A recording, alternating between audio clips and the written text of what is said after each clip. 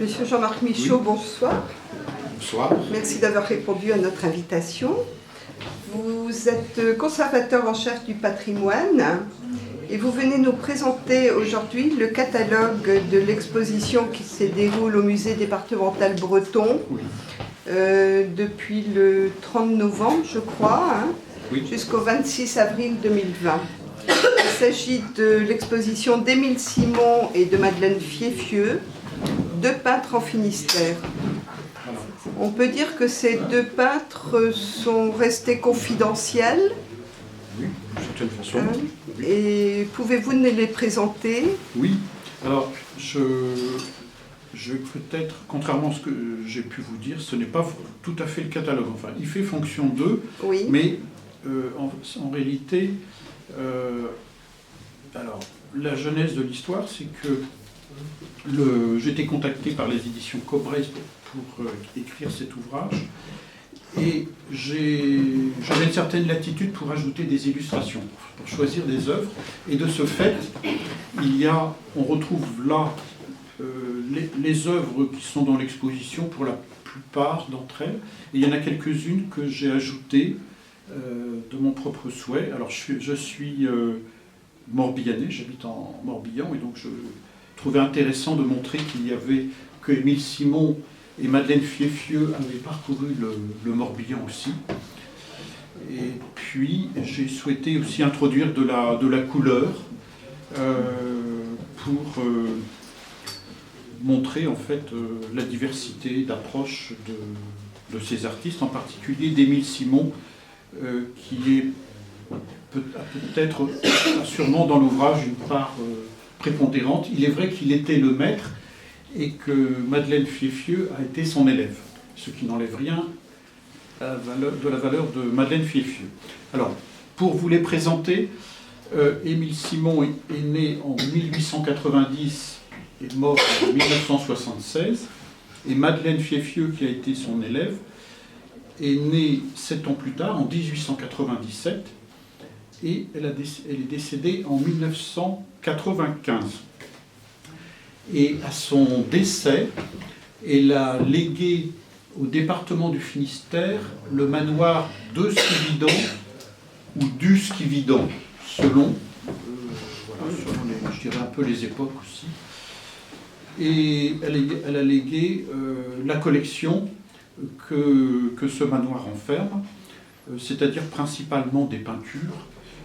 Je crois qu'il y a à peu près 1 millier d'œuvres dans la collection.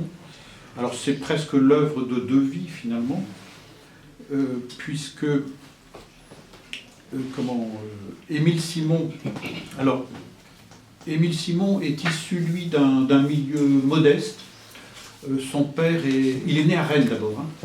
Son père était ouvrier typographe et sa mère était couturière. Madeleine Fieffieux, c'est un peu l'inverse. Elle est issue d'un milieu bourgeois, de bourgeoisie aisée. Son père était chirurgien dentiste à Passy, à Paris, rue de Passy, enfin c'est toujours le quartier de Passy. Et sa mère était pharmacienne. Émile Simon, c'est quelqu'un qui est brillant, enfin il a son certificat d'études à 12 ans. Il est élève des beaux-arts de l'école de Rennes, élève de Rennes. Ensuite, il fait les beaux-arts à Paris. Et en 1913, il réussit le concours de recrutement, le concours qui est organisé par l'École des Beaux-Arts de Paris, pour assurer un cours de peinture et de dessin à l'École des Beaux-Arts du Caire, en Égypte, qui venait d'être créée. Et donc cette mission lui est confiée par les Beaux-Arts de Paris. Il passe à peu près 1 année seulement en Égypte, parce que survient en août, début août 14, la mobilisation générale.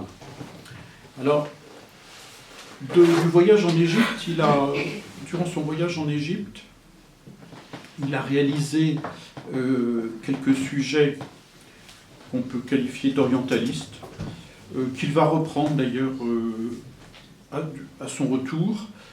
Durant les années 20, il va exposer des œuvres comme celle-ci, vous voyez, qui sont bien différentes de sa production, qui sont atypiques. Moi, j'ai trouvé intéressant de les présenter dans l'ouvrage. Et puis, bon, ce sont des sujets, paraît-il, qu'il a repris à la fin de sa vie. À la fin de sa vie, il a fait un AVC et il a eu besoin de se remettre à la peinture tout en étant diminué, mais il a repris des sujets qu'il avait traités dans sa jeunesse, comme des sujets orientalistes. Voilà. Et puis, après, la Première Guerre mondiale, j'ai eu l'occasion, donc, dans cet ouvrage, de redresser un certain nombre d'erreurs, en fait, qui avaient été commises dans sa biographie. Et alors, Madeleine Fieffieux a eu un grand mérite, c'est de nous transmettre des informations de première main sur Émile Simon, mais par contre, elle ne l'a pas connu dans sa jeunesse, elle l'a connu dans les années 30, et entre sa naissance et les années 30, il s'est écoulé 40 ans, sur lesquels elle a apporté des informations qui, ma foi, tenaient plus de la géographie, puisque pour elle, Émile Simon, c'était son maître, et c'était aussi... c'est l'homme sans lequel elle n'aurait pas peut-être été encouragée jusqu'à faire de la peinture son métier. Et donc elle a tendance un petit peu à écrire une légende dorée, on va dire.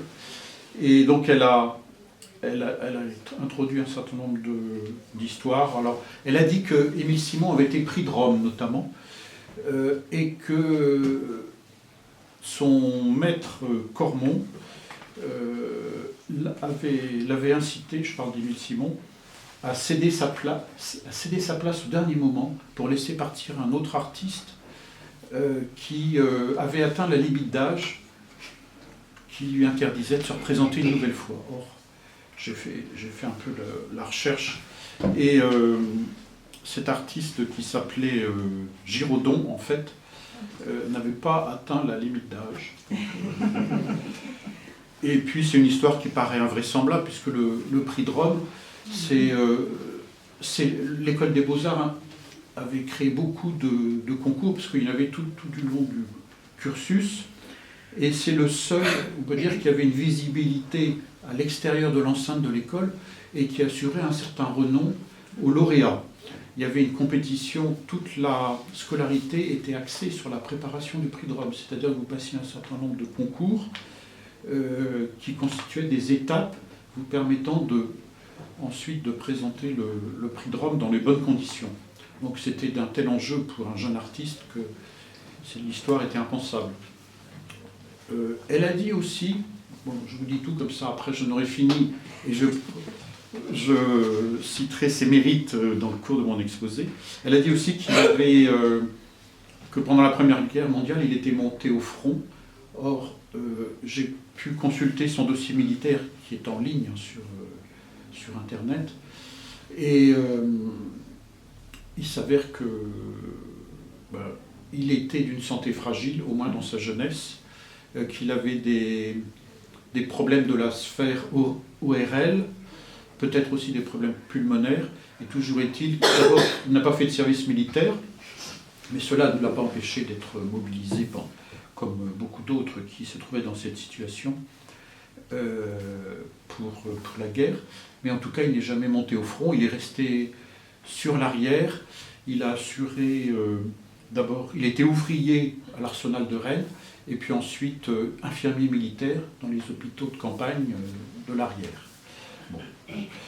Et tout de suite, en 1919, à la démobilisation, il est démobilisé en août, et à la rentrée, très vite, août ou juillet, je ne sais plus, et à la rentrée, très vite, il est recruté comme professeur à l'école des Beaux-Arts de Nantes. Donc là encore, il ne perd pas de temps. Et il va être professeur donc, de 1920 jusqu'à 1947 aux Beaux-Arts de Nantes. Donc c'est sur une longue période, ce sera son unique poste. Et il se trouve qu'entre 1944 et 1946, il va être directeur intérimaire de l'école des Beaux-Arts. Alors, on lui avait proposé déjà, dans les années 20, d'être directeur de l'école, mais il n'avait pas donné suite à cette proposition. C'est un homme très modeste, hein, ne cherche pas à se mettre en avant. Et puis je pense qu'il ne voulait pas s'encombrer de tâches administratives, surtout qu'il avait la passion de l'enseignement. Et donc, il n'acceptera d'exercer cette mission qu'en 1944 pour 2 années. Alors c'est quand même ce n'est pas un mince mérite tout de même, puisque l'école des Beaux-Arts de Nantes a souffert des bombardements de septembre 1943 sur Nantes, les bombardements alliés. Et il y a une partie des bâtiments qui est détruite, et surtout les élèves manquent de fournitures pour pouvoir travailler dans de bonnes conditions. Et donc il accepte, par amour de cet établissement, par passion, de prendre les rênes de la direction dans une période très difficile. Et puis, en 1948,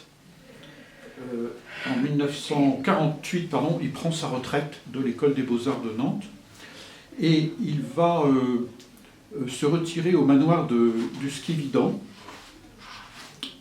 sur la commune de Clohars-Fouesnant. Je vous montre, voilà une peinture pour ceux qui n'y sont pas allés. Le Skividan, c'est dans un très beau parc de 3 hectares qui a appartenu à la famille Verlingue, les faïenciers de Quimper au XIXe siècle. Enfin, c'est même, je crois, un Verlingue qui l'a fait construire. Et le Skividan a aussi une destinée qu'on peut qualifier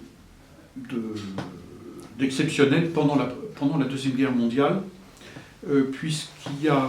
ayant trouvé refuge, la femme du lieutenant de vaisseau Honoré d'Estiendorf, une figure historique de la Résistance, et ses 5 enfants, qui étaient accompagnés de leur cousine, Madame de Bec-de-Lièvre, et ses 5 enfants. Madame de Bec-de-Lièvre, dont le mari était officier et prisonnier en Allemagne.